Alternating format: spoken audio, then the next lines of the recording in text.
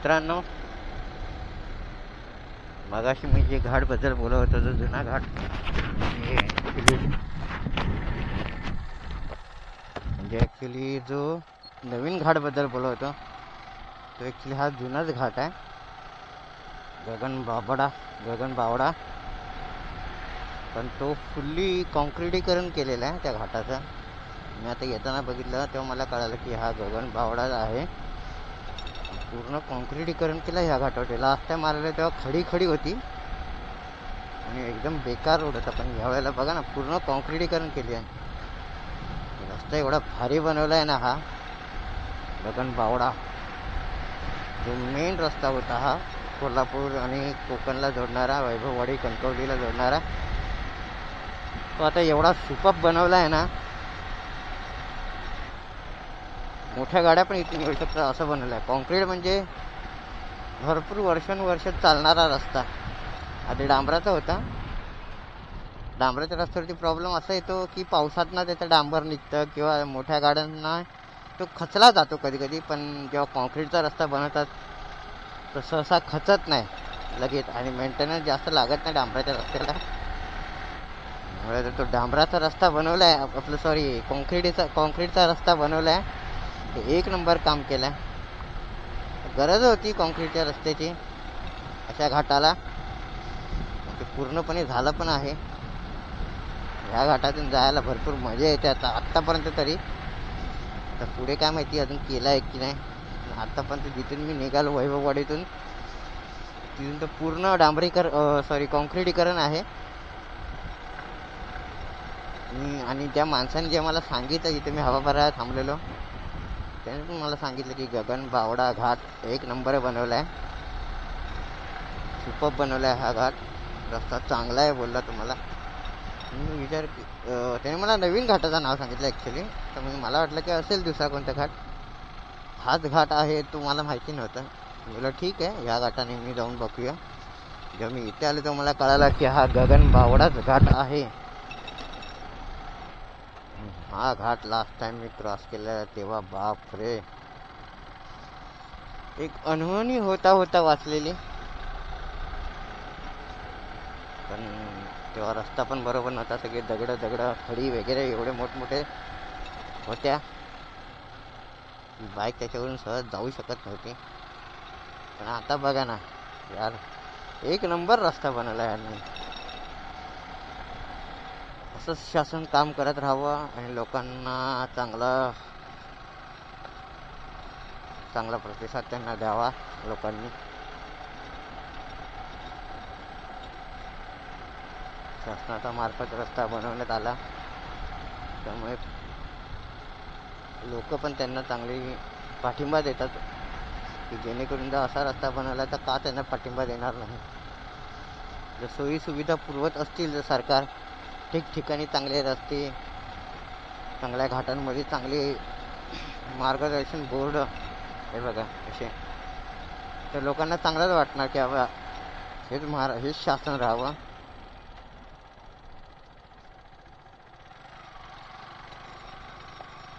चांगलं काम केलं सरकारने. या घाटाला गरज होती तशी पण कॉन्क्रिटीकरणाची. जबरदस्त एक नंबर रोड झाला ॲक्च्युली.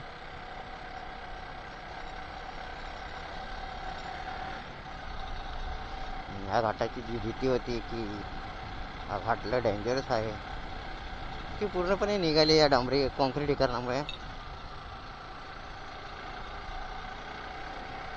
जेव्हा जिथे कॉन्क्रिटीकरण येतं तिथे पक्का रस्ता असतो एकदम, कसली भीती नसते घसरण्याची.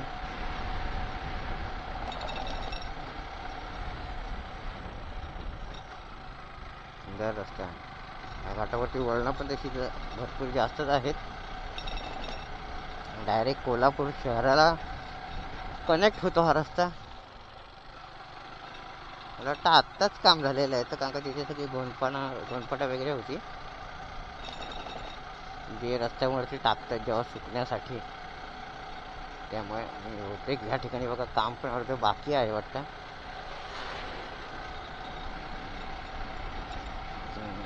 रस्ता पूर्णपणे झालेला आहे. साईडची भिंत वगैरे ते बांधायचं वाटतं बाकी असेल. दगडा पडू नये त्याच्यासाठी. दगडा होल्ड करण्यासाठी.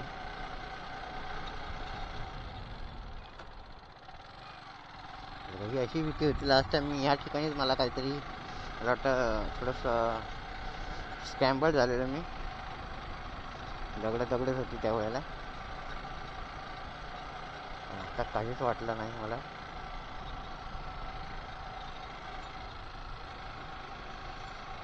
बावडा घाट, त्याला नवीन नाव त्यांनी मला काहीतरी भलतंच सांगितलं.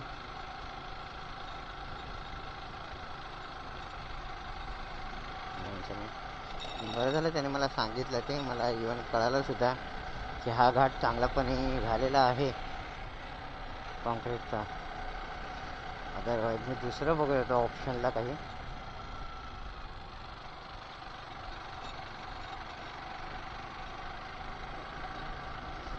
त्या घाटातून रस्ता भले चांगला झाला असेल तरी पण आपल्यावरती असे गाडी कशी चालवणे. अजिबात ओव्हरटेकची लाईन नाही घेतली इथे बघा. पूर्ण ओव्हरटेक बंद केलेला आहे. त्याच्यामुळे पूर्ण लाईनच आहे व्हाईटवाली. जर ओव्हरटेक असला असता तर ती लाईन मध्ये स्पेस होत गेली असती.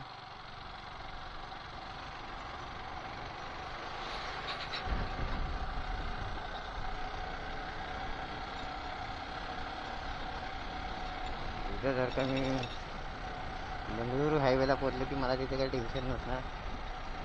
सरळ रस्ता आहे ते सुद्धा. MH12 भरपूर घाटावरचे लोक इथे येतात या रस्त्याने.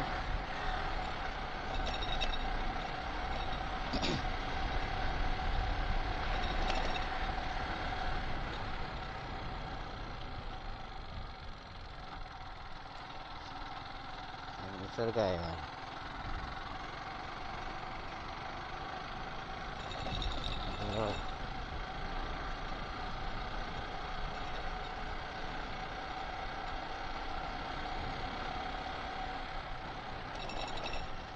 दरड कोसळण्याची रिस्क जास्त करून पावसात नव्हते कारण का माती ढिली होते पावसामुळे, पाण्यामुळे. तेव्हा दरड कोसळतात तिथे.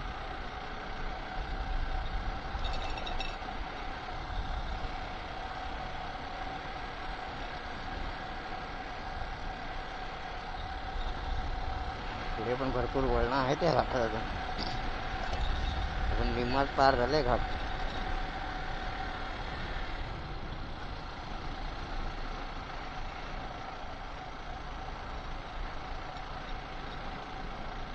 येताना मला अनुस्कुरा घाट पण चांगला लागलेला. फक्त जो पॅच होता ना पाथरपासून खारेपाटण तोच मला आवडला नाही. त्याच्यामुळे मी हा रस्ता तर प्रेफर केला.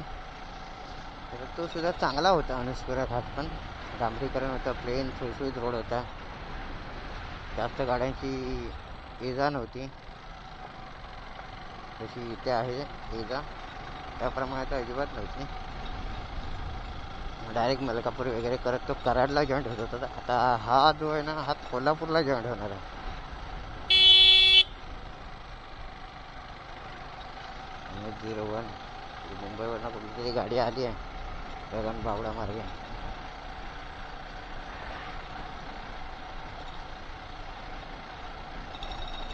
सांगली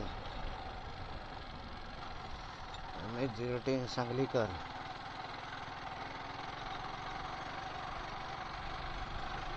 त्या माणसाने मला असं पण सांगितलं की हा जो घाट आहे नवीन तिथे ही गाडी पण मस्त चालेल. तुम्ही गाडीकडे बघून बोलले की ही गाडी त्याच्यासाठीच बनली आहे, तशा रस्त्यांसाठी. या घाटावरती परफेक्ट जाईल. म्हणजे ठीक आहे बघूया आता. असं बोलतो आहे म्हटलं तर त्याचं बोलणं नेमकं खरं ठरलं यार. खरंच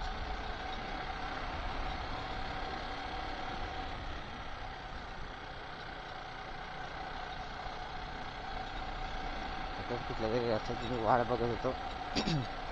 तो रस्ता मला मिळाला शेवटी.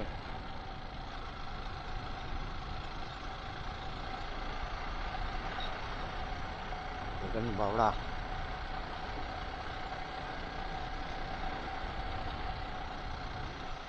जिंदगी है सफर सुहाना, यहाँ कल क्या हो किसने जाना. निसर्गाच्या किमयासोबत गाणं. वा.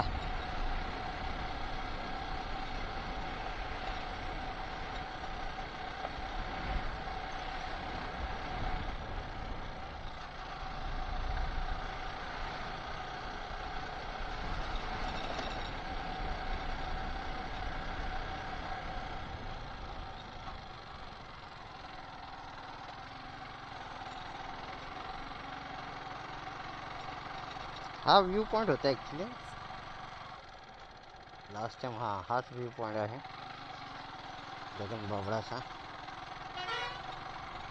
आणि ते का एवढा स्ट्रक आहे आणि प्रॉब्लेम नाही. त्याच्यामध्ये तेवढा लोड घेण्याचा कॅपॅसिटी नाही आहे. डिझेल व्हेकल आहे त्यामुळे मोठ्या गाड्यांना सांभाळूनच चालवावं लागतं. कारण का लगेच त्यांचे ब्रेक फेल होतात आणि त्या पाठी येतात घाटावरून. म्हणून त्यांच्यापासून लांब राहणे गरजेचं आहे. मोठ्या व्हेकलपासून, ट्रक, टेम्पो, कंटेनर त्यांच्यापासून. तो गाडी चालवताना, छोटी गाडी चालवताना सावधानीने गाडी चालवा. ह्यांच्यापासून 10 अंतर लांब राहा वाटल्यास. मला उशीर झाला तरी चालेल, पण safe drive and don't drink and drive.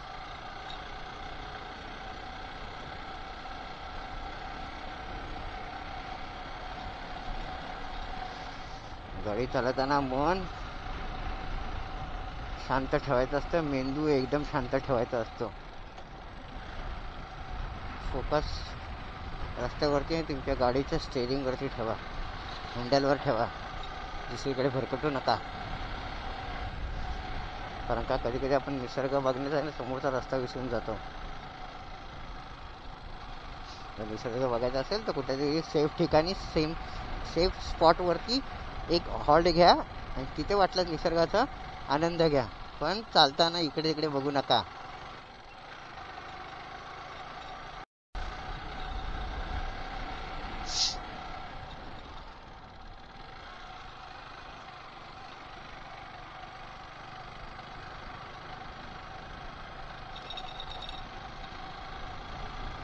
जसं बघा, ह्याने कशी गाडी एकदम सेफ ठिकाणी उभी केली आहे. सूर्यास्त दर्शन होते इथून आणि तिथून तो निसर्गाची मजा घेत असेल.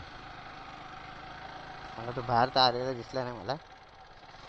तो गाडीतूनच मजा घेत असेल.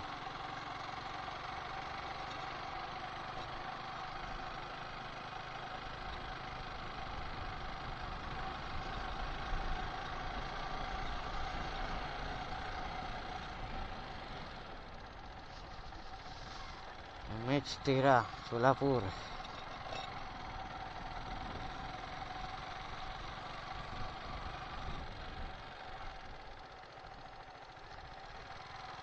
क्षणभर विश्रांति. 5 रुपये की मैगी 40 रुपये में.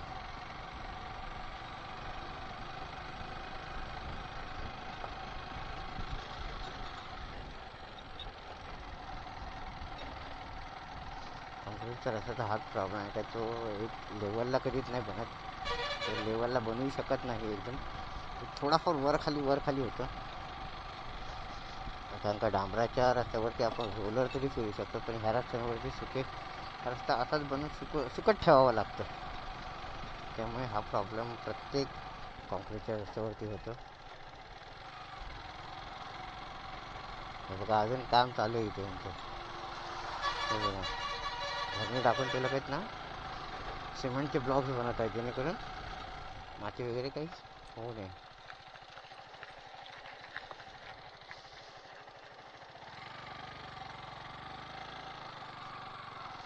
दक्षता, सावधानी. इथून ओव्हरटेक आपण करू शकतो? नाही करू शकत ओव्हरटेक. समोर गाड्या आहेत, तर जाऊ दे ह्याला, त्यानंतरलाच बघू. थोडाफार सरळ रस्ता आला तर ह्याला ओव्हरटेक करू, अदरवाईज नाही. त्यापासून थोडं लांब राहू.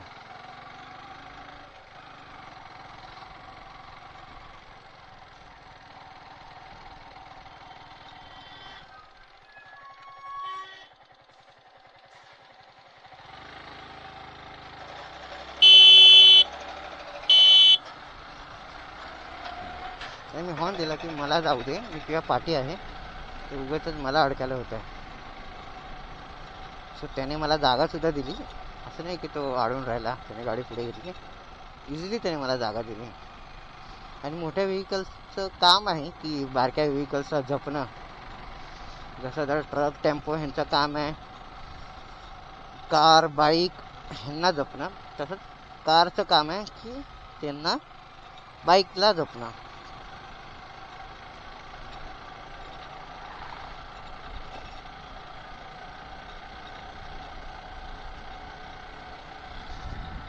निसर्ग बघा बघा, निसर्गाच्या कुशीत असलेला हा डोंगर. हो, इथे थोडासा पॅच खडतळ आलेला आहे. एवढं मगाच मी ह्या रस्त्याचं कौतुक करत होतो, म्हणजे अजून पूर्णपणे काम नाही झालेलं आहे. थोडासा डांबरीकरण रस्ता इथे मला मिळतोय. हा बघा,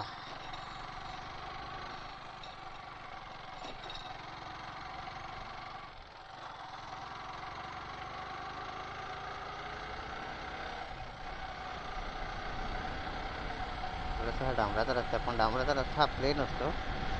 गाडीचे टायर ग्रीप जास्त पकडतात आणि स्मूथ असतो. पण सेफर कॉन्क्रीटचाच असतो.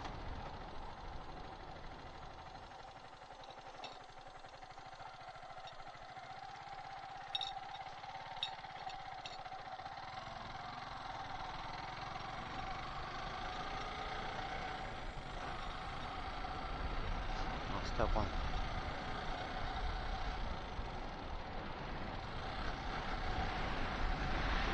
2 वर्षापूर्वी आलेलो मी या रस्त्यावरून, आणि डायरेक्ट थेट आत्ता लास्ट टाइम डिसेंबरमध्ये आलेलो, काहीतरी मला वाटतं 22मध्ये बहुतेक आलो असेल मी. त्यानंतर आता डायरेक्ट 24 नाही 25, 23, 24 आणि 25, 2025 महिना मे, 2 ऑफ मे 2025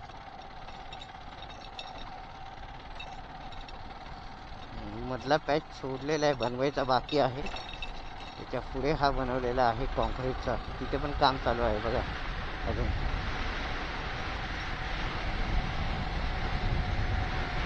म्हणजे पूर्णपणे रस्ता झालेला नाही आहे. घाटातला रस्ता त्यांनी पूर्णपणे चांगला केला आहे.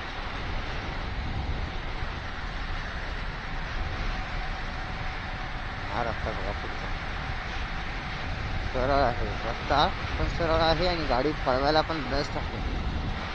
रावजी चहा. आता आपल्याला इथून पुढे कुठल्या रस्त्याने जायचं त्यासाठी मॅप टाकावा लागेल. सो एक ठिकाणी आपण होल्ड घेऊया आणि बघूया.